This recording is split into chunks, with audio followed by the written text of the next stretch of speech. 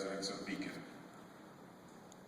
Well, this is a question that probably Randy and I will probably have the same answer on, because we've talked about this many times. One of the things that I did, and there's one thing that I really think is very important for the city to do, and it's to have committees that represent the public in putting in their input.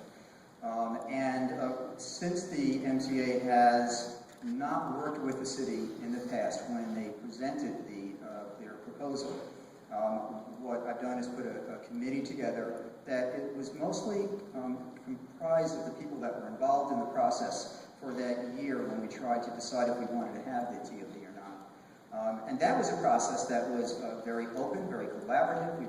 I had a lot of meetings. We got an awful lot of public input. And it was those people that gave input about the concerns about there being too much traffic along Route 59D going to the train station, too much development and building at the TOD itself, problems with it blocking the view sheds, competition that might have been created between the commercials that were going to go there and Main Street, and that there wasn't really a connection between Main Street and the waterfront. Those are the issues that we know, everyone that's been involved in the process came about with the plan that the MTA had. And what we're trying to do now is create a plan that's grown from us, one that we know that we like, one that will be an improvement for Beacon.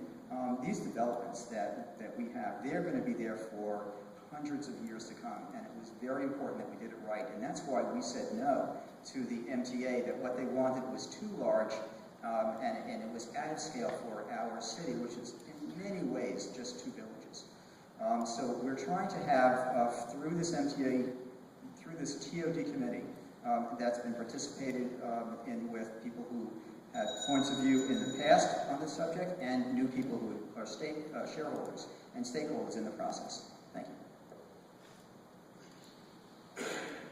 Well, if people remember right, when the TOD first came up, I was on the council, and I was one of the persons that said right from the start that I would not entertain anything about the TOD until we addressed the congestion problem on Route 9D and the parking problem down at the train station, and made sure that our Main Street was connected to the river and to the project. I knew the comprehensive plan said you could adjust the lights and mitigate the traffic, but I knew that that wasn't the answer.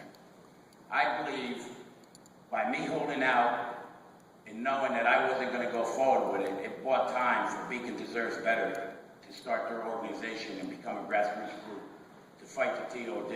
And with that grassroots group, now we're on the way for planning to have the TOD that we'd like to see. My concern still is the traffic and the congestion and the connection to Main Street.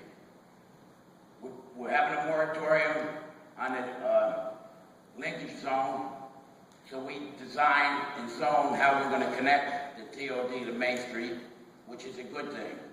But I believe one thing MTA's got to bring to the table for us is raising the cost of parking at the train station, so people learn to park and ride. Dutchess County spent $1.5 million many years ago for a park and ride up by the stadium, and nobody has ever parked in it.